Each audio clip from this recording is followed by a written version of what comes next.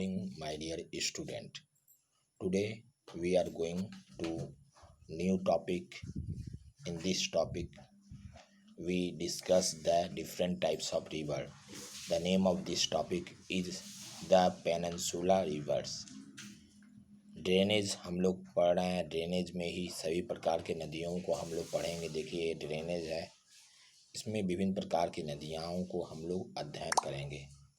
ठीक है, ड्रेनेज में हम लोग विभिन्न प्रकार के नदियों को अध्ययन करेंगे और यह देखेंगे कि किस प्रकार नदियाँ विभिन्न प्रकार के ड्रेनेज में जाती हैं।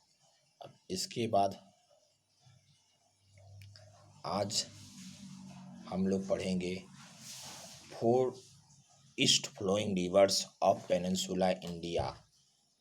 महानदी गोदावरी, कृष्णा और कावेरी, ये जो 4 नदियां हैं वह ईस्ट फ्लोइंग होती है। ईस्ट मतलब पूरब की तरफ बहती हैं। ओके माय डियर स्टूडेंट, अब आ जाइए पेनिनसुला में। देखिए the peninsula reverse.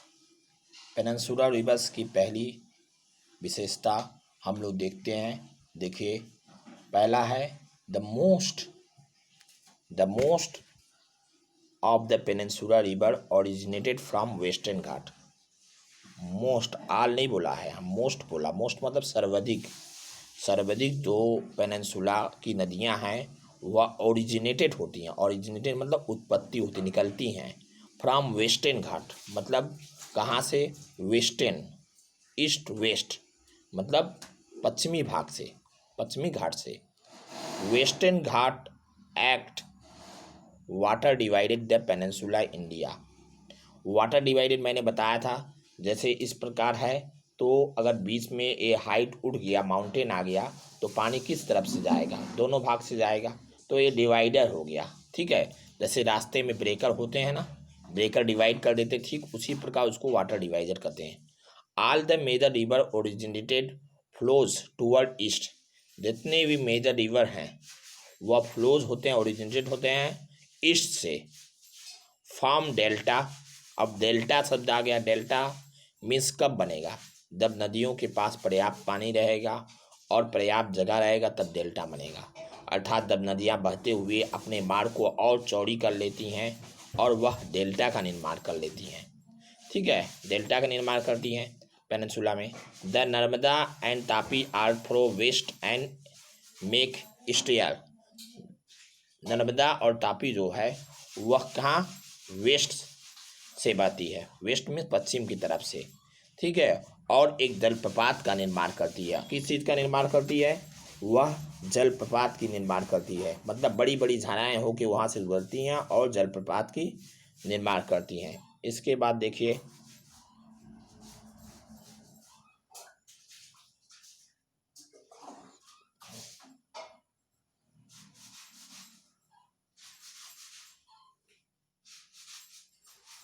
Okay my dear student, अब हम लोग आते हैं नर्मदा बेसिन में। देखिए नर्मदा बेसिन क्या है कि Narmada rises in Amarkantak hills.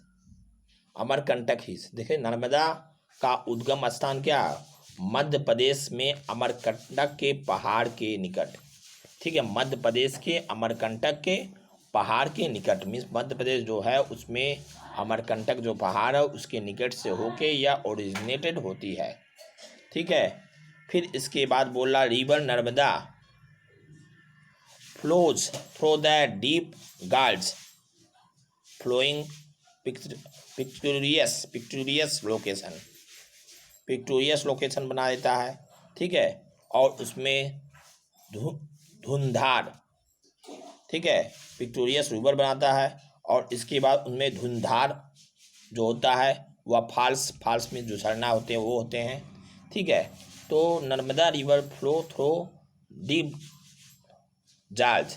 अब देखिए जाल्ज हम आपको दिखा रहे हैं, ये देखिए नर्मदा बेसिन है, ये 2 पोर्शन से बीच में जो बढ़ रही है वो जाल्ज हो गया, डीप जाल्ज कहते हैं। ठीक है, मतलब दोनों के बीच से होके जो बहती है उसको जाल्ज कहते हैं। जैसे मैंने पीछे भी दिखाया था आपको फिर एक बार दिखाना है दीप जार्ज है, और ये धुंधार फाल है। ये कौन एकदम धुंध की तरह लगता है, सफ़ेद एकदम, उसको धुंधार फाल झरना कहते हैं। देखिए पानी ऐसे फ्लोइंग हो रहा है इसमें, इसको धुंधार। और दीप जार्ज क्या है, तो दीप जार्ज ये है दो नदियों, मतलब दो पर्वतों के बीच में बहने वाली जो होते हैं उसको दीप जार्ज कहते हैं। ओके माय डियर स्टूडेंट, तो आपको एक क्वेश्चन हो गया, व्हाट इज जार्ज। जार्ज किसको कहते हैं, इसको लिखना है। ओके, आगे हम लोग पढ़ते हैं।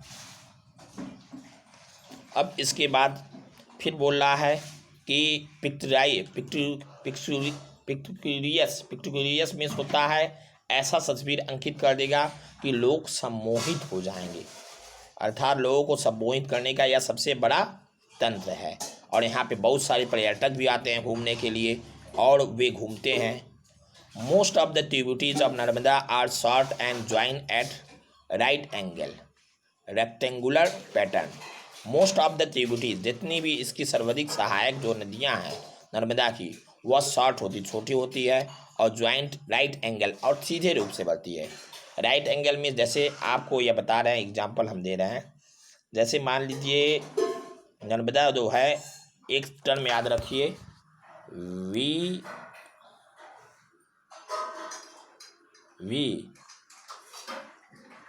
N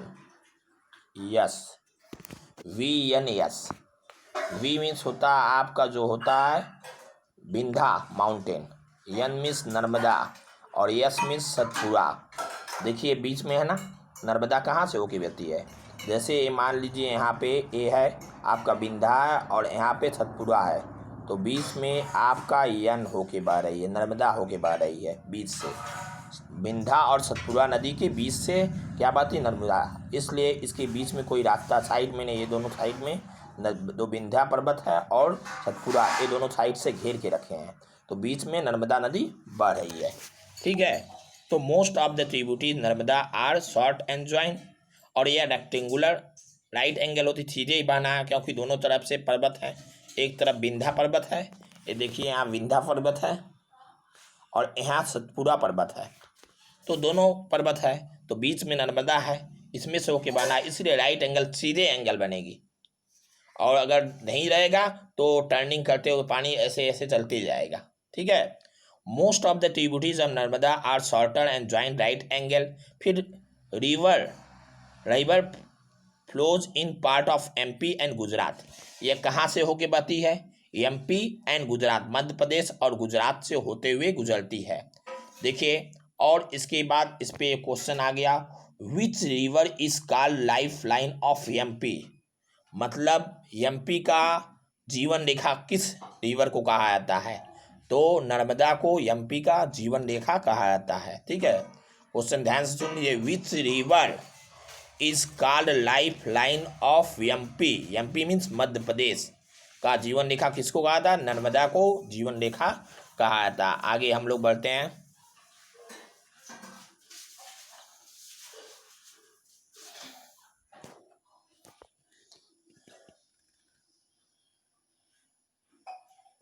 okay my dear student, अब नेक्स्ट टॉपिक हम लोग को आता है कि तापी बेसिन। ठीक है, नर्मदा के बाद तापी नदी आती है।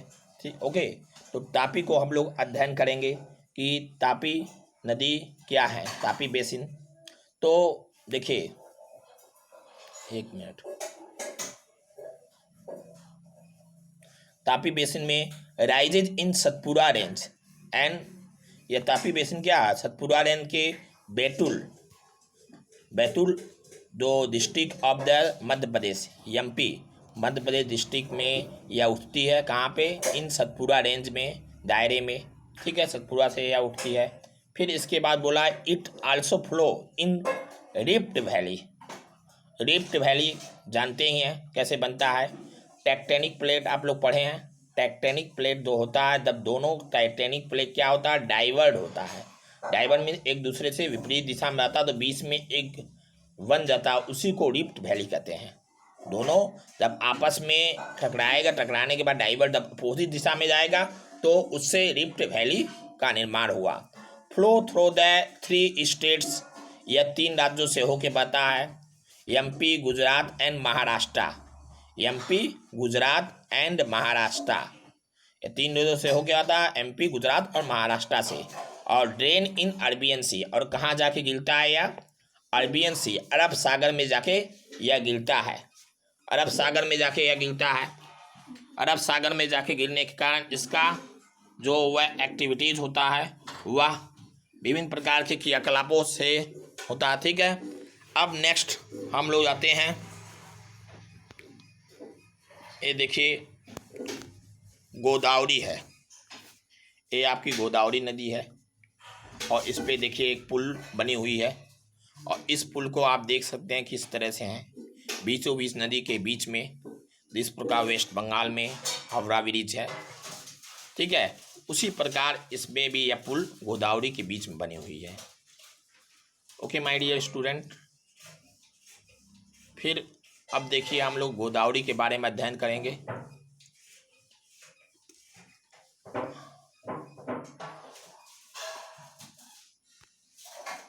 ओके, देखिए Godavari rises from slope of the western Ghats in the Nashik district of Maharashtra. ये कहाँ से राइजेज होती है? वेस्टर्न घाट से राइजेज होती है और कहाँ आती है? महाराष्ट्र में, महाराष्ट्र में डिस्ट्रिक्ट से होकर गुजरती है। फिर about 50% of drainage basin covered, और लगभग 15% 50% ड्रेनेज या कवर कर लेती पानी वाला भाग। Maharashtra also extend to MP, Orissa and Andhra Pradesh. और यह कहाँ से उदित होती है? महाराष्ट्र, एमपी में, मध्य प्रदेश में, उड़ीसा में और आंध्र प्रदेश में प्रवेश करती है। ट्रिब्यूटरीज क्या हैं इनकी? सहायक नदियाँ क्या कौन सी हैं? इनकी जो सहायक नदियाँ हैं, सहायक में जो हेल्प करने वाली नदियाँ हैं, उसमें आपको महानदी में विभिन्न प्रकार की नदियाँ आती हैं, जैसे छत्तीसगढ़, उड़ीसा, इन प्लेसों से होके बहने के बाद इनकी ये सहायक नदियाँ, और ये सहायक नदियाँ कितनी दूरी पे इनको सहायक नदियाँ देखिए, पहला आपका तुंगभद्र, कोयना, घाट प्रभा, मूसी और भीमा। ठीक है, तुंगभद्र, घाट प्रभा, कोयना और मीना और मूसी, और आपका नेक्स्ट है क्या? घाट प्रभा, मूसी और भीमा, ये सब इनकी सहायक नदियां हैं। ठीक है, और इसके बाद drain into Bay of Bengal, और कहाँ जाके गिरती हैं? यह बे ऑफ बंगाल में गिरती हैं, बे ऑफ बंगाल में गिरती हैं। तो आपके लिए एक क्वेश्चन और बना, विच river is called life line of Maharashtra? Which river is called life line of Maharashtra? Maharashtra के लाइफ लाइन किस नदी को कहते हैं? ठीक है, तो आप समझ सकते हैं इसका आंसर कि किस नदी को कहा जाता है। ओके माय डियर, और एक क्वेश्चन, लास्ट क्वेश्चन है कि name 4 east flowing peninsular river in India. Name 4 east flowing peninsular river in India. इन क्वेश्चन को आपको करना होगा और करके टुमारो सबमिट करना होगा। Okay my dear student, see you again next video.